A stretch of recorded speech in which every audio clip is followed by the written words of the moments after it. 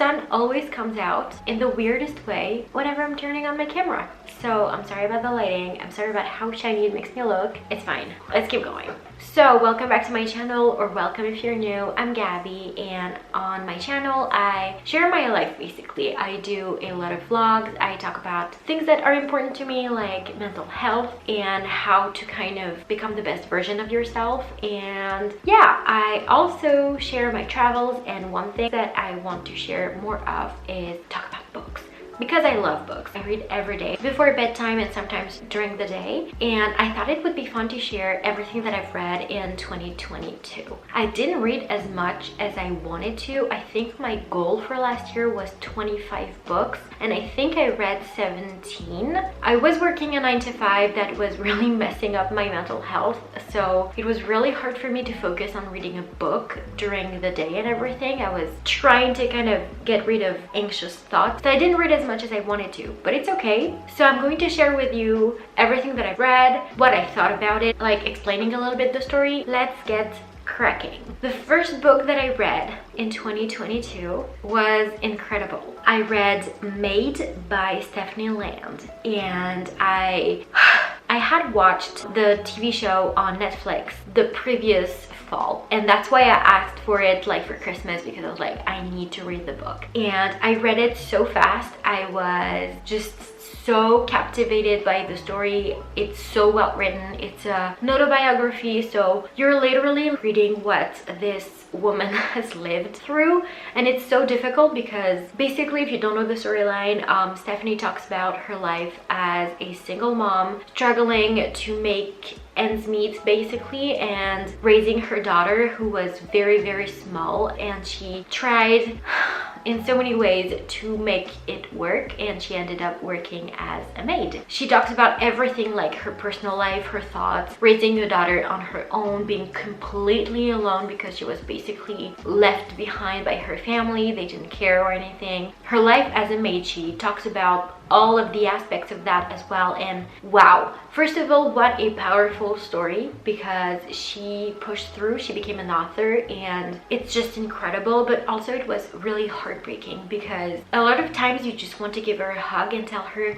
it will turn around for you, because I'm reading your book right now. And yeah, it was really difficult to read sometimes, honestly, but incredible. And honestly, it's one of those books that kind of changes your outlook on life, because you're like, wow, she had so little, she had to fight so much for everything and anything. Everything will be fine. Like, honestly, I'm so, like, it kind of helps you to like work on being more grateful and appreciate what you have in life. And it was just so incredible that I ended up reading it. That was like the last book that I read for 2022 as well. After that, I should mention that I always read at night, and last year I read all of the Harry Potter books, so I'm not gonna mention them because I love them. I always have. I think it's such a magical world, and despite that, we do not support J.K. Rowling. So let's move on. Second book that I read was from Lisa Jewell, whom I love. I have so many of her books, and that was The Night She Disappeared. Wow, I love her writing. I love how she creates a plot. One thing about her writing is that she always does one chapter in the past and one chapter in the present. So it's very hard to put down, because you always want to know what's happening between those two kind of time moments when something's always happening, and that book was no different. So basically, it's about a couple, very young. I think they're about 18 or 19, and they have a son, and one night they just go out and they never come back. And so you have the storyline of what happened that night, and you have the storyline of, I think it's about like a year and a half after, the mother is still looking for her daughter and trying to kind of piece together what's happened. So you have that, and at the same time, in parallel, you have a new couple who's just like moved in this, it's kind of a town, more of a town, and they kind of discover a few things that go with that storyline. So you have three storylines at the same time, and you're trying to kind of piece together what happened that night, and it was so good. Honestly, so good. I read it so fast as well. The next one that I read is one of my all-time favorites, and I think it was the same for a lot of people. It was The Seven Husbands of Evelyn Hugo from Taylor Jenkins Reid. Wow, I loved that book so much. It's one of those books as well that kind of changes your life and your perspective on people, and being like, you do not know what goes on in someone's life and you should not make assumptions. You should just listen to the story when they're ready to tell it. It was incredible, so well written. She's also one of my favorite authors. I think her writing is gold. It was such a powerful book as well. I don't want to say too much about it. I just think you should read it and see for yourself, but honestly, one of my favorites ever. The next one was The Silent Patient by Michaelides. Oh my god, I'm sorry if I'm butchering that. I'm gonna be completely honest with this one. I think I read it over a period of time that was a bit too long. I think it took me maybe 6 weeks to read this one, because at that time I was not doing well mentally and it was really hard, like I said, to pick up a book. But I did enjoy it. I think the twist was incredible. You start the book, there's a couple and you kind of read about their life together and they seem very happy. But one night the wife kills the husband. She stabs him 3 times, I think, and then she becomes mute and she's not talking, she's not reacting, and basically seems unable to tell her part of the story, like her side of the story. So she's institutionalized, I think, and basically you follow the story of a therapist, and like he wants absolutely to work with her and to find a way to make her talk. And so you follow that with flashbacks of her journal entries, which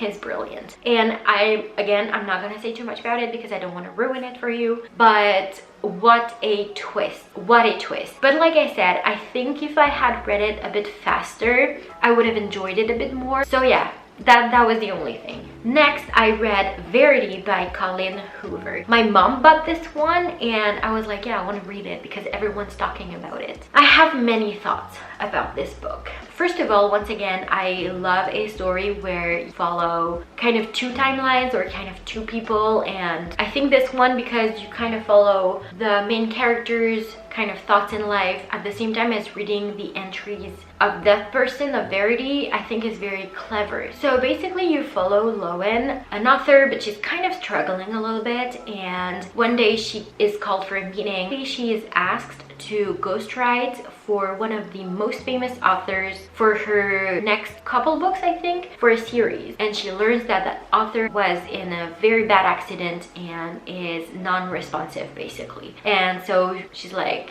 okay, but why me? Like, why did you ask me? I'm not that well known or anything. And they kind of convinced her to go. Her husband was there at the meeting and everything, and so he's like, you can come over and kind of go through her office and her notes and her stuff and whatever, because everything's there and in boxes. Like, she had so many ideas for her next books. And so you follow kind of her journey in that house, kind of getting to know the premises. You kind of see like the dynamics and everything, and she meets Verity, who looks like she's very much non-responsive, and she has someone who takes care of her and whatever. And one night she comes across what appears to be Verity's journal, and so you have this back and forth of Lowen's life and reading the entries and how everything unfolds. For that aspect, it's very interesting, and I love, like I mentioned so many times already, I love when you have that back and forth. I think it's so captivating and makes you really want to keep reading, which is great. At the same time, there were a few things in the storyline that I was like, that's a bit much, or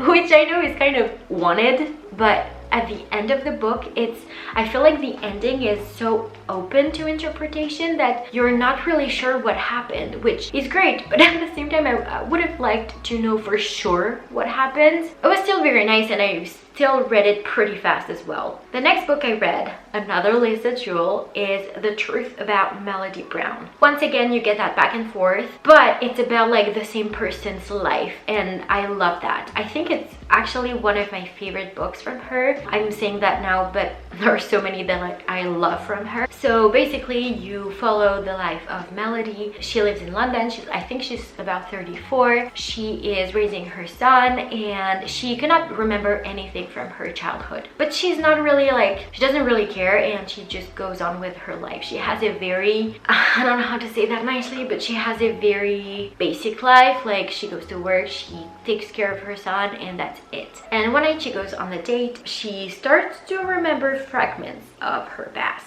and you kind of follow her journey as she remembers bits and pieces, and at the same time you have the flashback of her actual childhood and what happened. And it's very interesting to follow in her discovering herself bits by bits. I loved it. I think it was very well written, that you had the facts and you were just like, you do with it what you want. I loved also like hearing about how she evolves as a person, just learning about her past and how your past doesn't define you and doesn't define who you become, but is still an important part of your journey. The next book that I read, because I was on a high, was another Lisa Jewell. It was Before I Met You. And this one was very much different from all of her other books I found.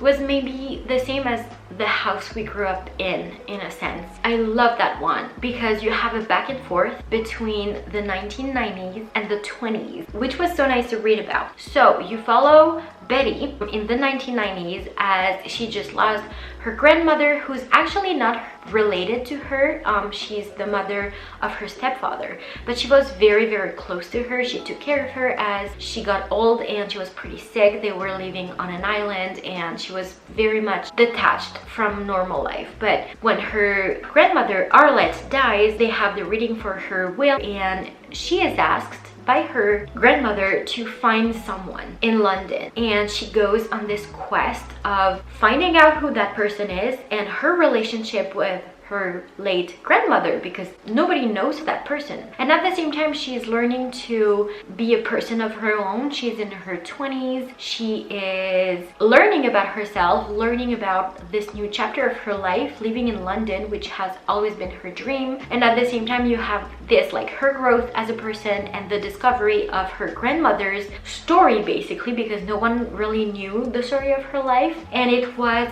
so interesting. I loved it. I think the fact that it was in like 2 different time in history also was really interesting. I'm a 90s baby, and like, you know, the 20s are always talked about so much, and it's a thicker book, I would say, but honestly totally worth it. Then after that, I read It Ends With Us by Colleen Hoover, because once again, everyone has heard of that book. So I really wanted to see like what it was about.